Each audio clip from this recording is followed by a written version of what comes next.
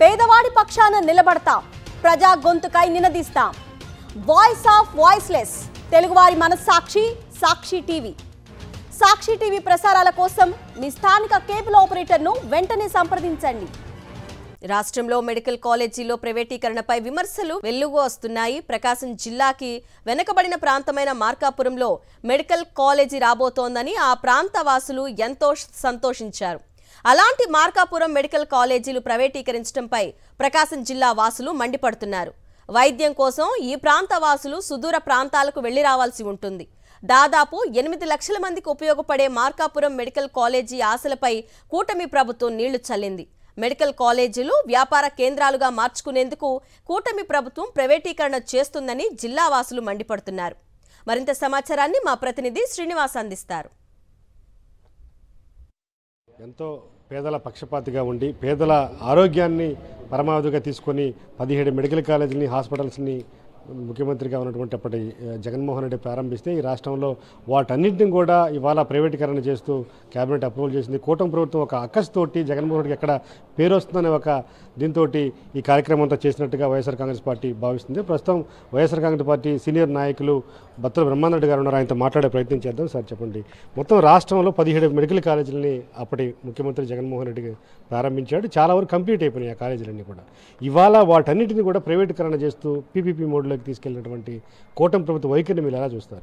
కూటమి పార్టీలకు సంబంధించినటువంటి వారికి వ్యక్తిగతమైనటువంటి ఆదాయాలను పెంచేదానికి ప్రైవేట్ పరం చేసి వాటిని డొనేషన్ల పూర్వకంగా కోట్లాది రూపాయలు పొందేటటువంటి ప్రయత్నం చేయడం తప్ప సంఘానికి ప్రజలకు జరిగేటటువంటి 1% కూడా మంచి జరగదనేటటువంటి వాస్తవాన్ని ఈ ప్రభుత్వం మర్చిపోతూ ఉంది. దాన్ని తీవ్రంగా ఖండిస్తున్నాం. ఈ రోజున అన్ని ప్రాంతాల్లో దాదాపుగా 25 పార్లమెంటు నియోజకవర్గాల్లో కూడా పార్లమెంటు హెడ్ క్వార్టర్స్ అన్నిటిలో మెడికల్ కాలేజీ ఉండవలసినటువంటి అవసరం ఉందని చెప్పి వైఎస్ఆర్ కాంగ్రెస్ పార్టీ వ్యవస్థాపక అధ్యక్షులు మాజీ ముఖ్యమంత్రి జగన్మోహన్ రెడ్డి గారు ఒక కాన్సెప్ట్ తీసుకొని పోరాటం చేసి ఎక్కడా లేని విధంగా అనుమతులు తీసుకొచ్చి నిర్మాణం చేస్తే దాన్ని కార్యరూపం దాల్పించండి. దానిలో మీరు ఇంకా అధికంగా కనుక మీరు మెడికల్ సీట్లు ఇప్పించి ఇంకా డాక్టర్స్ని పెంపొందించినట్టయితే మీకు ఖ్యాతి వస్తుంది కదా.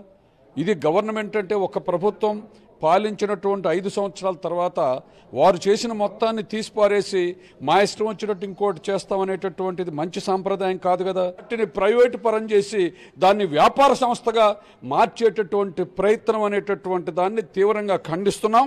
వెంటనే విరమించుకోవాలని చెప్పి కూడా వైఎస్ఆర్ కాంగ్రెస్ పార్టీ డిమాండ్ చేస్తుంది. ఏమిగా చూస్తారు మీరు చెప్పండి. మన మార్కాపురం మెడికల్ కాలేజ్ పశ్చిమ ప్రకాశానికి తలమానికంగా ఉండబోతుంది. ఆ మెడికల్ కాలేజీని కూడా ఇవాళ ప్రైవేట్ పరం చేయబోతుంది. చంద్రబాబు నాయుడు యొక్క నైజం లక్షణమే కార్పొరేట్ లక్షణము.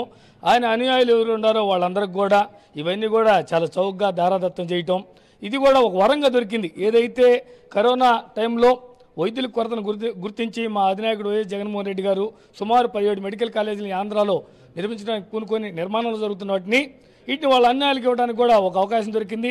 ఈయన అన్యాయాలు బాగుపరచాలి, అంతేగాని వీళ్ళకి పేద బడుగు బలహీన వర్గాల యొక్క సంక్షేమం పట్టదు. ఈ సంక్షేమ పథకాలు కూడా అమలు చేయరు. ఇవన్నీ కూడా దొడ్డిదారిన అనేక కుయుక్తులతోటి వాళ్ళు అన్నీ కూడా మోసపూరితంగా జరుగుతూ ఉంటుంది. ఈ డబ్బును కూడా అమరావతిలో దోచిపెట్టి అవి కూడా వాళ్ళకు అనుకూలమైన కాంట్రాక్టర్లు కూడా దోచిపెడతారు. మెడికల్ కాలేజ్ అనేది ఈ విధంగా చేయడం అనేది దారుణమైన పరిస్థితి. ఉన్న వరకు దాచుకొని సర్దుకునే ఉన్న భావంతో మీరు పనిచేస్తున్నారు తప్ప ప్రజలని బాగు చేయాలనే ఉద్దేశం మీకు ఏ కోశాన లేదనేది ఈ ఆంధ్రప్రదేశ్ అందరికీ అర్థమైపోతుంది. రాబోయే రోజుల్లో మీరు భారీ మూల్యం చెల్లించుకోక తప్పదు.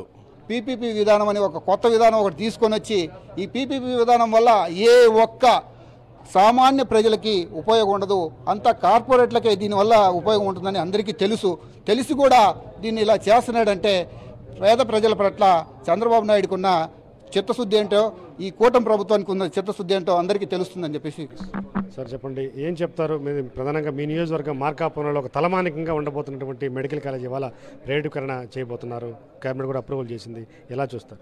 మొదటి నుంచి చంద్రబాబు నాయుడికి మార్కాపురం డివిజన్ పట్ల ఉన్నటువంటి ఒక వివక్ష, ఒక వ్యతిరేక భావానికి ఈరోజు చంద్రబాబు నాయుడు తీసుకోబోయే యొక్క నిర్ణయం అనేది పూర్తిగా ఆధారపూరితమైందని మేము తెలియజేస్తున్నాం. సుదూర ప్రాంతాలకు వైద్యం కోసం వెళ్లాల్సినటువంటి దౌర్భాగ్య పరిస్థితి వస్తుంది కానీ వాళ్ళు ఆవేదన వ్యక్తం చేస్తున్నారు. ఖచ్చితంగా దీన్ని పెద్ద ఎత్తున ఆందోళన కొనసాగిస్తామని చెప్తున్నారు. వీడియో జర్నలిస్ట్ కరీంతో శ్రీనివాస్, సాక్షి టీవీ.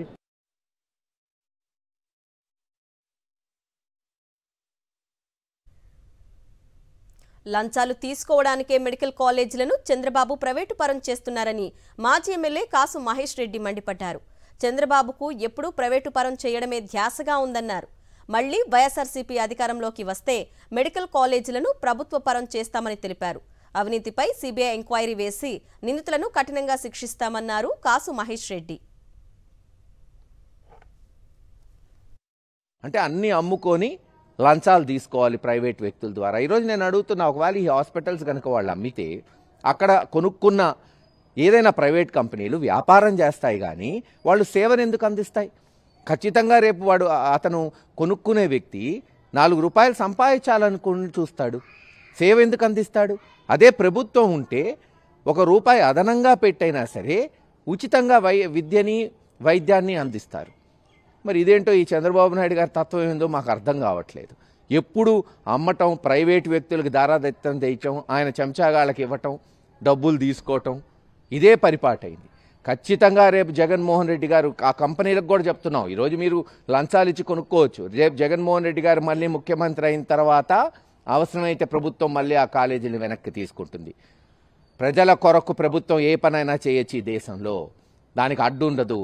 అంతేకాదు, అవసరమైతే రేపు జగన్మోహన్ రెడ్డి గారి ప్రభుత్వం వచ్చిన తర్వాత ఇటువంటి అమ్మకాల మీద సీబీఐ ఎంక్వైరీ చేసి ఎక్కడెక్కడ అన్యాయం జరిగిందో అవన్నీ కూడా ఒక రూపకల్పన చేసి కఠినంగా శిక్షించడం జరుగుతుంది. కూటమి ప్రభుత్వం అధికారంలోకి వచ్చాక చీకటి రోజులు వచ్చాయని మండిపడ్డారు వైఎస్ఆర్సీపీ మచిలీపట్నం ఇన్ఛార్జ్ పేర్ని కిట్టు. చంద్రబాబు పాలనలో పేదలు సంతోషంగా లేరని విమర్శించారు. పేద విద్యార్థుల కోసం వైఎస్ జగన్ 17 మెడికల్ కాలేజీలు తీసుకొచ్చారని తెలిపారు.